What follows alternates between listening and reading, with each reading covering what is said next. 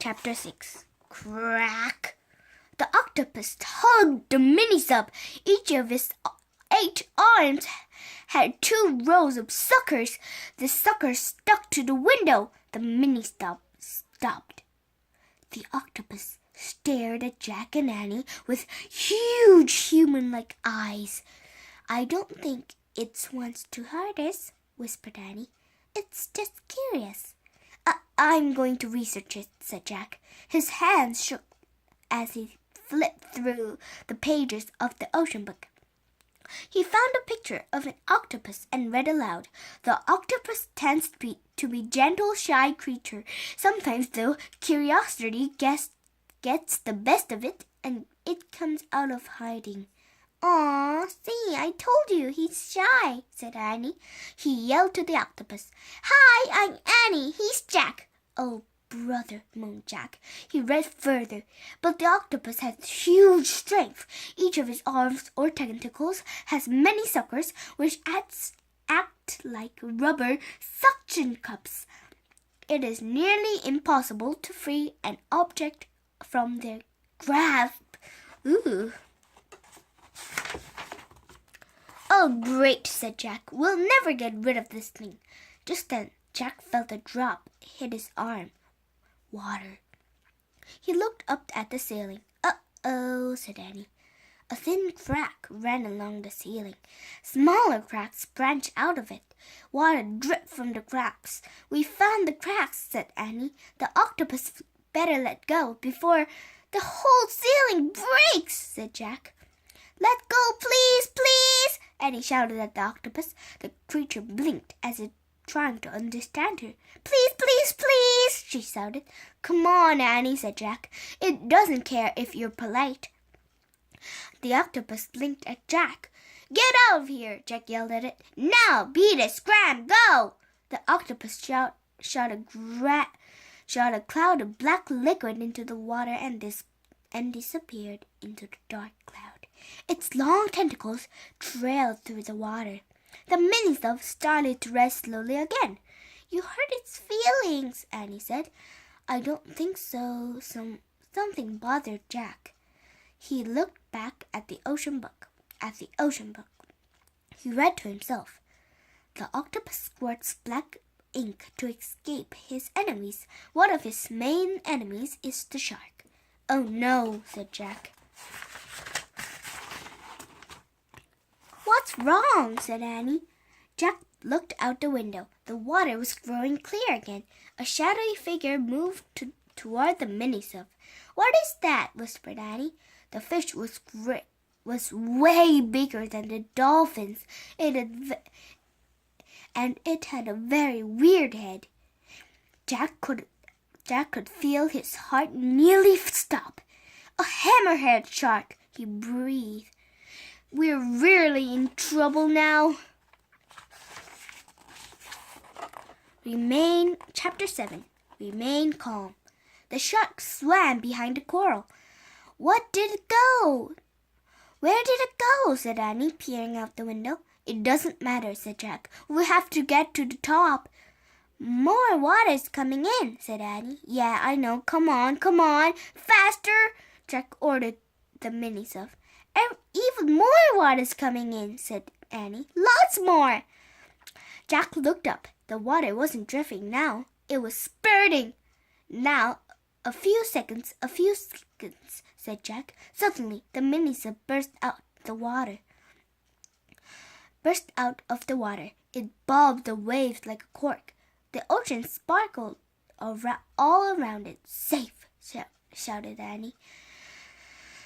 Jack felt the water rising around his bare feet.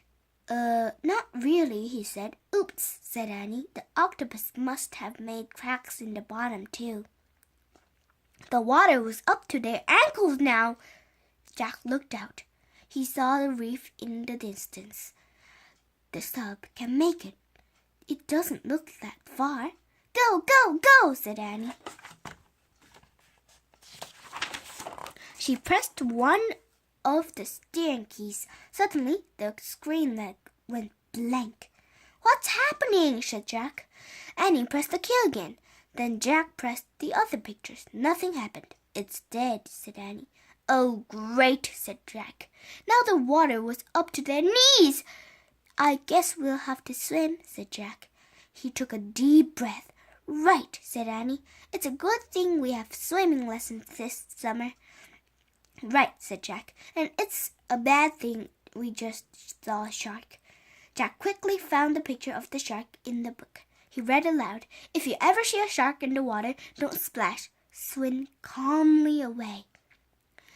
Jack closed the book. We better do the best stroke, said Annie, so we don't splash. Yep, and stay close, said Jack.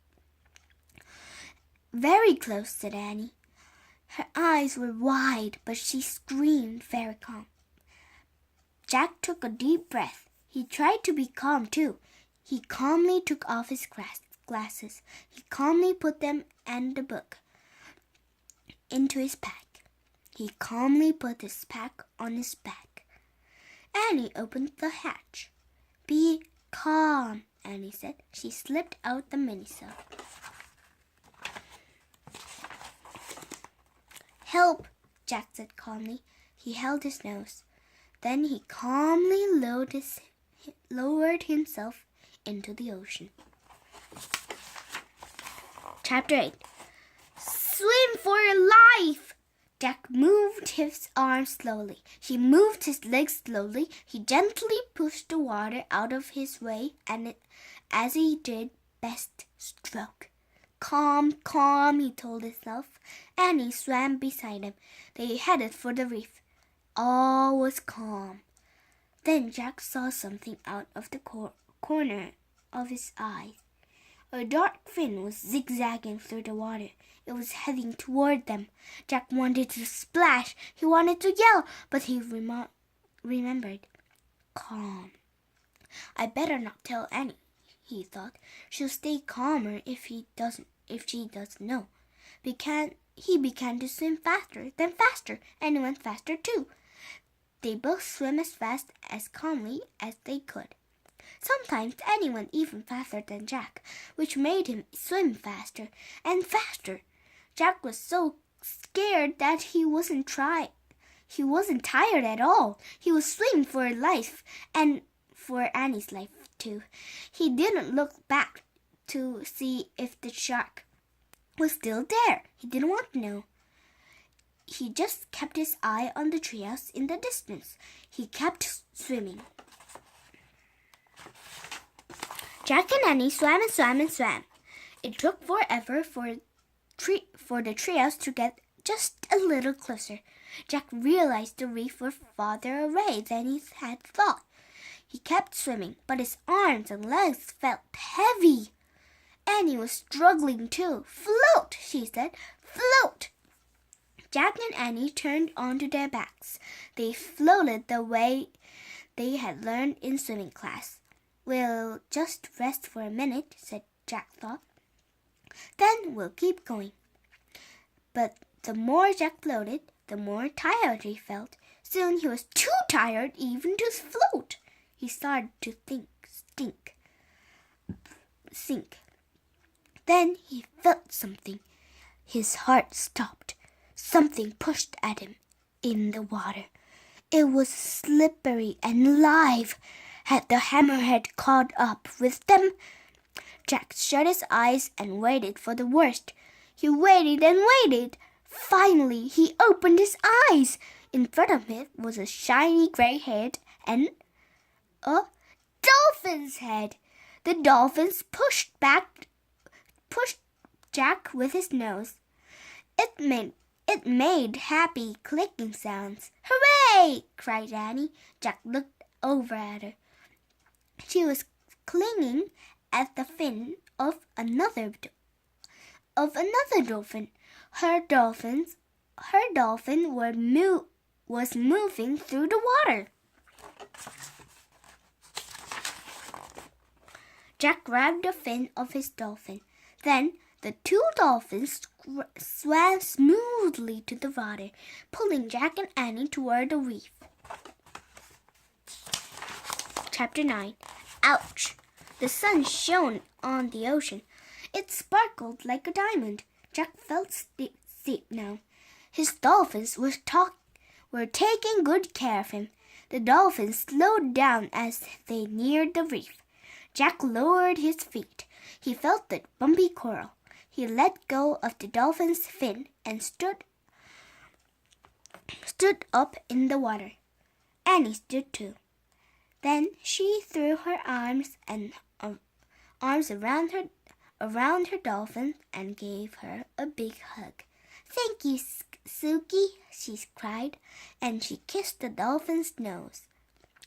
Suki tossed her head and clicked at Annie. "Kiss Sam now," Annie said to Jack. "You're nuts," said Jack. But Sam nuzzled Jack's head.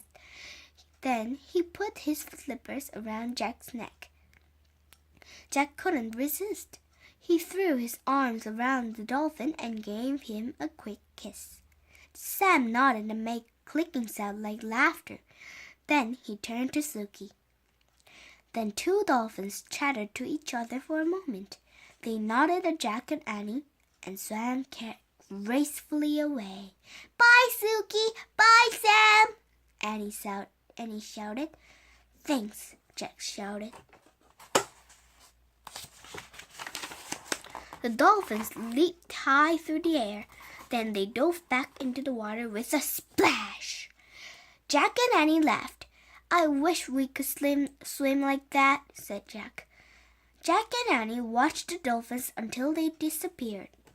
"Miss them already," Annie said softly. "Me too," said Jack. He sat down at the shallow water. "I'm really tired," he said. Annie sat beside him. "Me too," she said. The warm water lapped around their shorts and t-shirts.